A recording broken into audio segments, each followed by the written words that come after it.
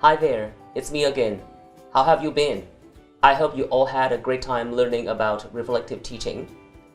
In this module number 11, I am going to share with you about action research and its significance to professional development for English teachers.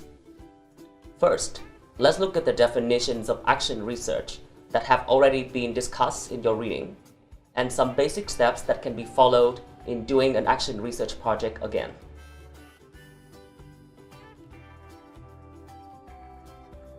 Looking at the definitions, we can easily see that action research is a self-reflective practice. This means that when doing action research, the researchers look at their professional selves, reflecting upon their practices. Doing action research enables researchers to improve some aspects of their profession, and for teachers, that means evaluating the success and appropriateness of certain activities that they apply in their classroom to resolve some problems that exist in their teaching context. So obviously, doing action research is an integral part of professional development for teachers.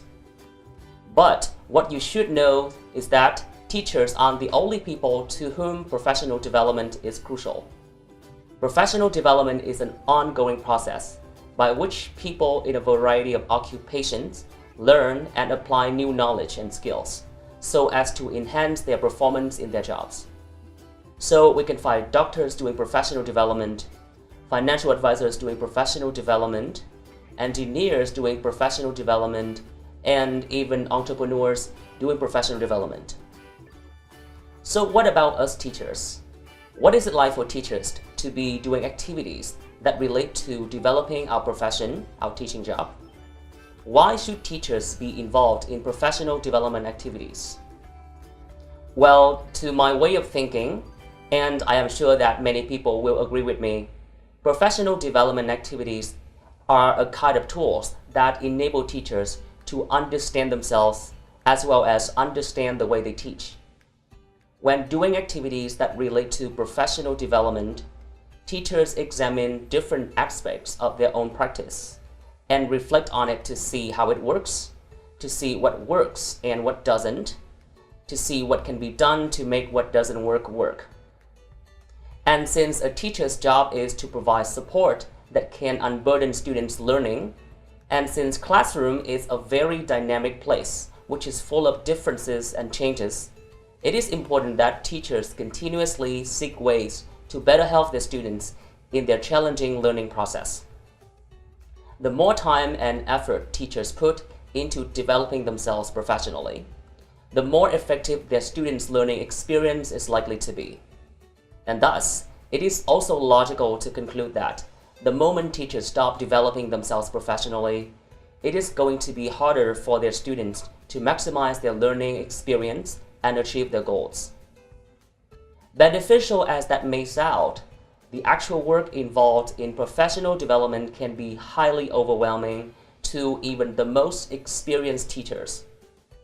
Teaching is one of the highest professions, which requires great expertise, skills, methodology, and even empathy.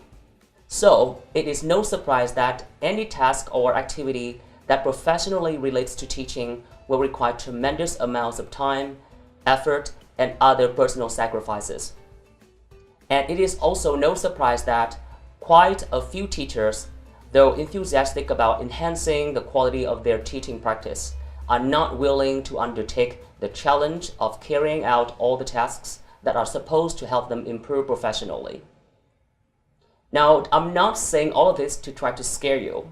I'm doing this as a way of letting you know that I can relate to you and your situation, and I totally understand the difficulty of the job we are doing. So the purpose of my talk today is to inspire you by showing you how I am involved in professional development activities at my university, what I actually do in my job besides teaching, and how that has helped me become a better teacher, hopefully. So, if you still remember, I am an English teacher at the University of Languages and International Studies. I have been working here for the past 8 years, and just like any of my colleagues at ULIS, apart from the roughly 300 hours that we must put in teaching every year, We are also supposed to complete at least another 600 hours of academic research, which has to be recognized, published papers in national or international ELT conferences and journals. And that's just the minimum requirement for a university lecturer at ULS. So, you can see that the general work pressure, especially this research credit pressure on us, is huge, because we have to be constantly in search of ideas and innovations that can be implemented to improve our teaching practice.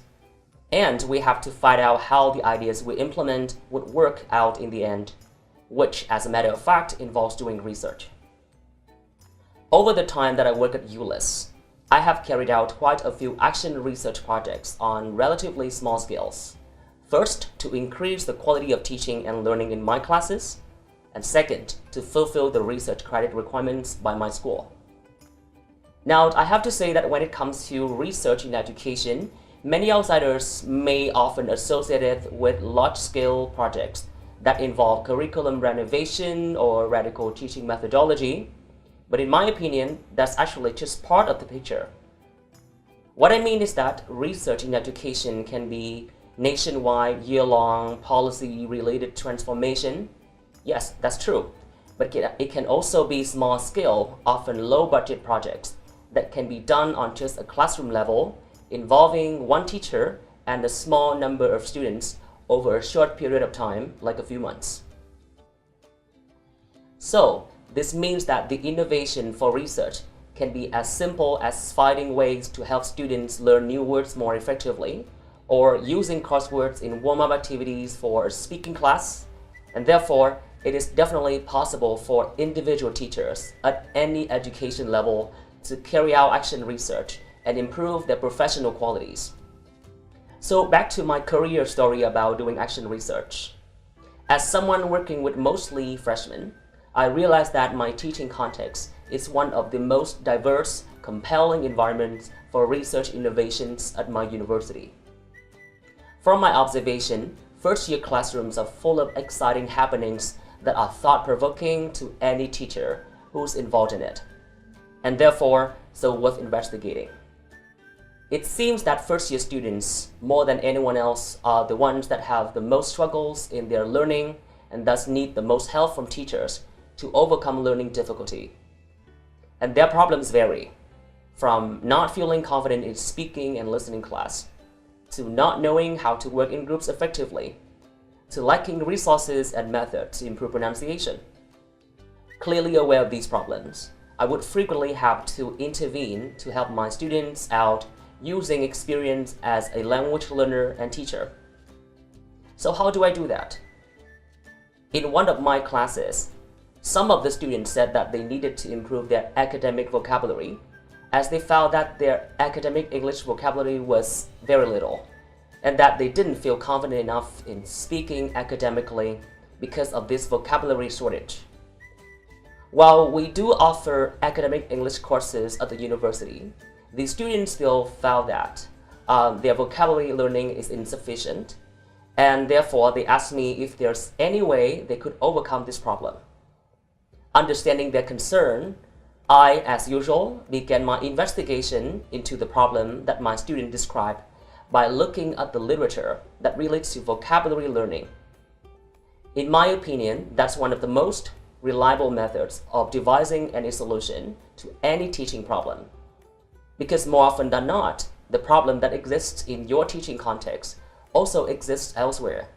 So, it is likely that there will be literature about it and tons of research that has been done on it for you to consider. And it is the teacher's job to find out what has been done about the problem, so as to decide whether the proposed solution to that problem in that particular teaching context can be applied in their own context or not. As for me, in order to address the issue of learning academic vocabulary that some students raised, I looked into literature about learning vocabulary in ELT journals, where I found myriad ideas and how they have been implemented in reality and how successful they are. So, I found this one idea very interesting and suggested it to my students.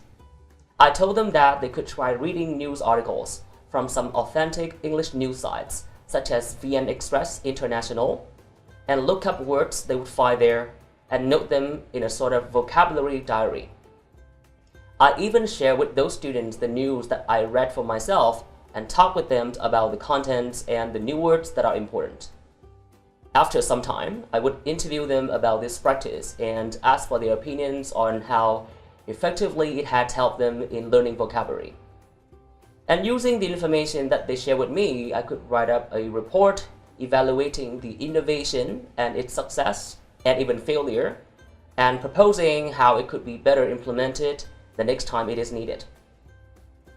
So after listening to my story, can you identify the steps that a basic action research project must go through? Let's review that process one more time. Well, I guess part of the process that I have just described is very commonplace in any teacher's job.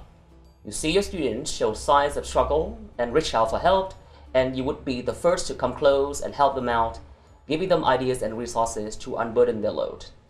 But what I think many teachers don't have the time and willingness to do is to follow up with their innovation to evaluate its effectiveness, because the process of collecting and analyzing data and evaluating an innovation is such a well-structured, time-consuming process that without proper training, external support, and personal determination, it would be impossible to see the project through.